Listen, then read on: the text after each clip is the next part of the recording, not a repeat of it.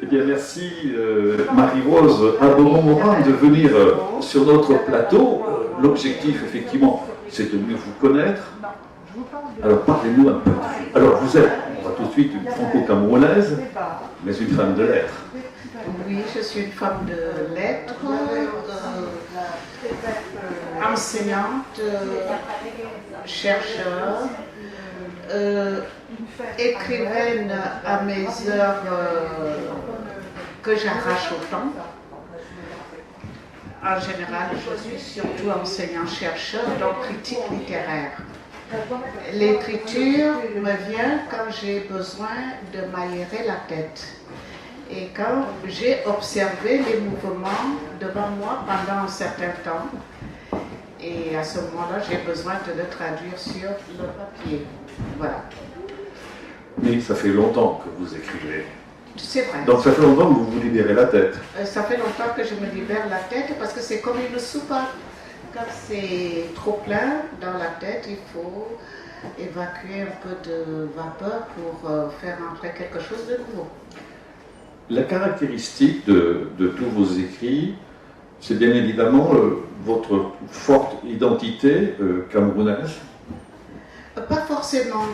Il y a un recueil de poèmes qui malheureusement est épuisé, qui s'appelle Minkulmilem ou les épines de mon espoir, qui a été publié au Cameroun, où je parle de... En 2006. En 2006, où je parle de la découverte de la France. C'est vrai que quand on est né en Afrique, qu'on a baigné dans la culture européenne sans avoir mis les pieds en Europe, par des religieux, des religieuses de Vendée, d'Alsace, de Bretagne, et on arrive en France et il y a un problème de décalage au niveau de la signification des mots qu'on utilise, et là il faut toute une période d'adaptation et c'est très important. Alors, parmi les choses qui m'ont beaucoup marqué quand je suis arrivée en France pour la première fois, ça remonte dans les années 70, ce sont ces portes qui s'ouvrent sur la rue et qui sont tout le temps fermées. Parce qu'il y a une cour arrière où se déroule la vie. En Afrique, c'est des choses qu'on ne trouve pas. La porte est toujours ouverte. Et c'est là qu'on se rend compte, qu'on voit si la personne est chez elle, si elle est en voyage ou pas. Et ces maisons qui tournent le dos à la rue, c'est ce que j'avais dit, les maisons qui tournent le dos à la rue, c'est quelque chose qui m'a beaucoup marqué et j'avais écrit un poème là-dessus.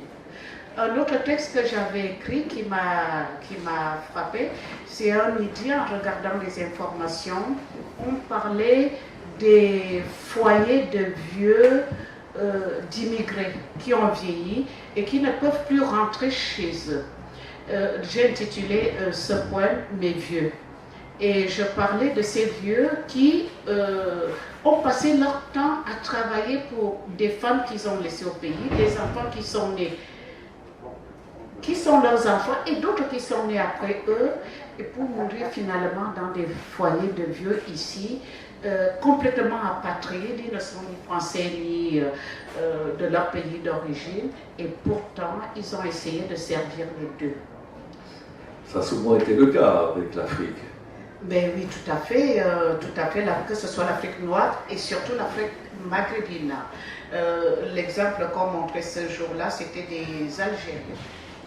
Alors, il y a un recueil de poésie que vous avez créé qui s'appelle Bouquet de cendres, oui. Mais il me paraît très intéressant que vous en parliez, puisque c'est une anthologie de la poésie féminine camerounaise. Voilà. Il y a beaucoup de femmes qui écrivent au Cameroun et surtout de la poésie. Il y a beaucoup d'écrivaines, des poètes camerounaises. La particularité de ces femmes qui écrivent, c'est que ce sont naturellement des femmes révoltées. Elles osent dire dans ces recueils tout ce qui a rapport avec le sexe, alors que c'est des sujets tabous. cette anthologie qu'on ne trouve nulle part ailleurs qu'au Cameroun, je ne sais pas pourquoi. Elle n'a jamais été publiée en France. Jamais, jamais, parce que c'est une maison d'édition camerounaise qui l'a publiée. Peut-être qu'il faut demander à la maison la possibilité de publier ailleurs. On verra si la maison d'édition va accepter. Donc il y a comme ça de nombreuses femmes. Les femmes parlent beaucoup et les femmes s'ouvrent beaucoup et les femmes disent ce qui les embête au Cameroun aussi.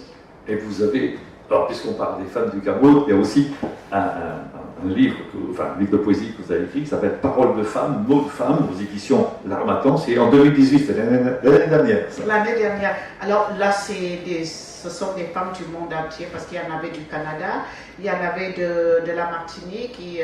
On a lancé un appel comme ça pour voir si les femmes avaient des choses à dire. Nous avons été très surprises, non seulement par le nombre de participantes à ce recueil, mais aussi par la détermination à dire ouvertement ce qui embête. Une qui ne pouvait pas avoir d'enfant l'a dit carrément. Je lui ai dit, mais tu vas quand même pas oser. Elle me dit, si, j'avais besoin d'un enfant, maintenant j'en ai un enfant. J'ai un enfant. Une autre qui est très mal dans son foyer, je lui ai dit, non, je refuse de publier ton texte parce que je ne veux pas avoir des problèmes avec ton mari. Elle me dit, tu le publies. Je dis, alors si tu veux qu'on le publie, il va falloir qu'on le mette en forme. En forme, c'est-à-dire, on va parler français, mais un français qui passe. Parce que tout le français ne passe pas. Quand on parle avec le cœur, on a tendance à déborder. On a tendance à exagérer. Et on a laissé mûrir le texte quelques jours et nous l'avons repris et ça a donné quelque chose de tout aussi fort, mais avec des mots acceptables. Il paraît que son mari lui a demandé « C'est toi qui as écrit ça ?» Il a dit « Oui ». Il dit « Ah ». Est-ce que la situation a changé depuis? Non, non, ça n'a pas changé. Bon, c'est dommage. Ce qui est important, et je voulais que Marie-Rose soit avec nous ici ce soir, parce que, si vous ne le savez pas encore, mais elle fait partie du Parlement des écrivaines, qui a été créé à Orléans l'année dernière, puis il y a eu la deuxième session cette année. Alors, dites-nous tout. Est-ce que vous êtes la seule représentante de l'Afrique noire? Non, parce que finalement, je ne représente pas du tout l'Afrique noire. Moi, j'ai décidé de ne pas représenter l'Afrique noire parce qu'il y a pas mal qui sont de l'Afrique noire. J'ai décidé de représenter Orléans parce qu'il n'y a que moi d'Orléans dans ce groupe. Voilà, alors ça sert à quoi ce Parlement? Alors pourquoi il a été créé et ça sert à quoi? Alors pourquoi le Parlement a été créé? Le Parlement a été créé en marge des voix d'Orléans. C'est donc une collègue, Faouzia, qui est venue, invitée par la mairie d'Orléans, aux voix d'Orléans, et Monsieur le maire avait suggéré une idée, puisque cette année-là, la thématique, c'était la femme francophone. Donc c'était parti de, je pense d'ailleurs que c'était la première rencontre des voix d'Orléans. Donc si les femmes pouvaient se regrouper, et je pense que si j'ai bonne mémoire, Faouzia lui avait dit chiche.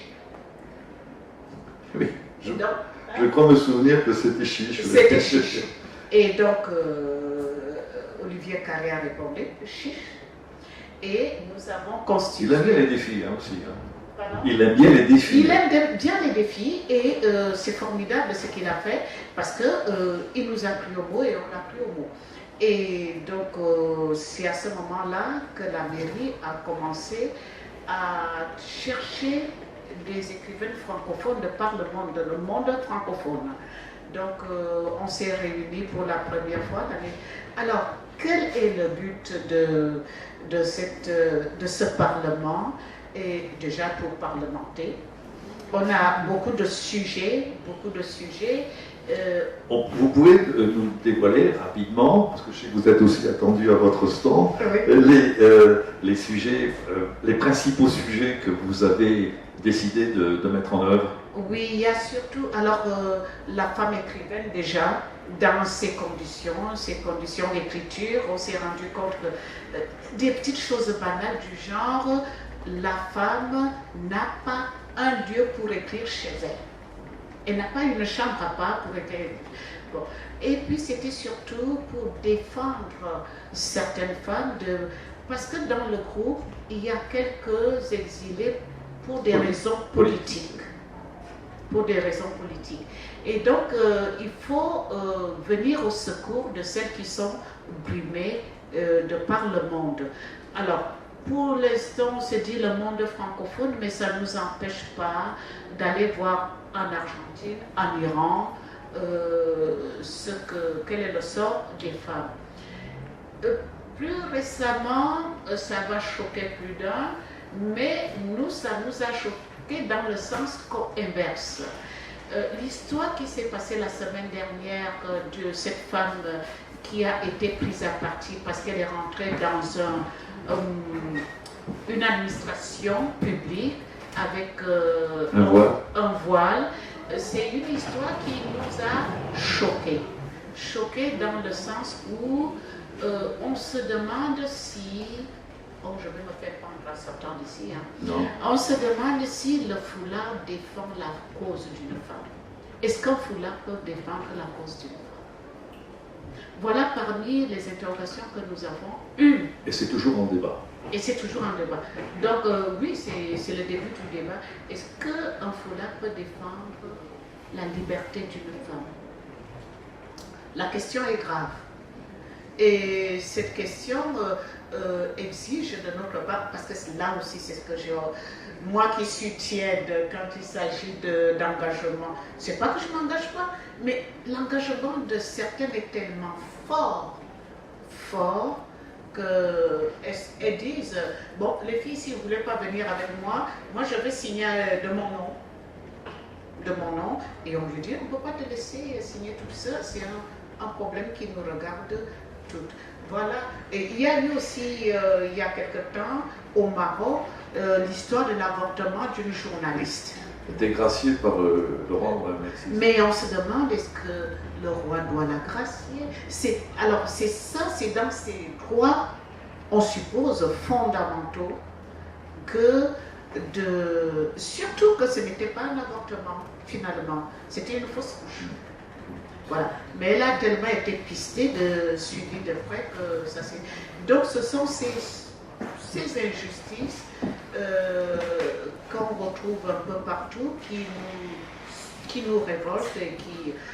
bon, alors qu'est-ce qu'on a décidé? 2 actions fortes que nous avons décidé de mener au cours de l'année, en attendant l'année prochaine où il y aura un grand débat.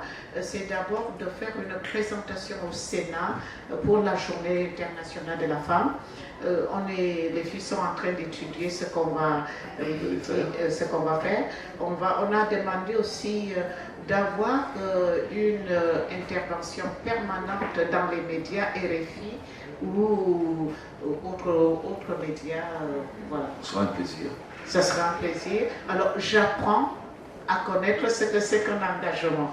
Je ne sais pas jusqu'où ça va nous... Ce n'est pas que je ne me suis jamais engagée, mais la force de ces filles qui sont au four et au moulin, parce que ce sont aussi des femmes, hein, des intellectuels, et ça vous galvanise. Hein. Oui. Exactement. Écoutez, on va vous souhaiter d'abord une longue vie à ce Parlement des Grains, à vos engagements divers et variés, mais fondamentaux.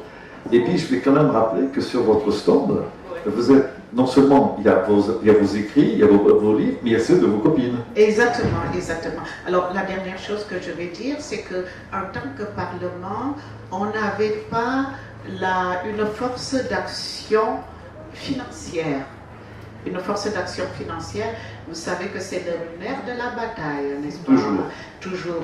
Donc, à l'intérieur du Parlement, on a créé une association pour soutenir le Parlement. C'est cette association, alors je me suis retrouvée secrétaire générale. secrétaire générale, non pas trésorière.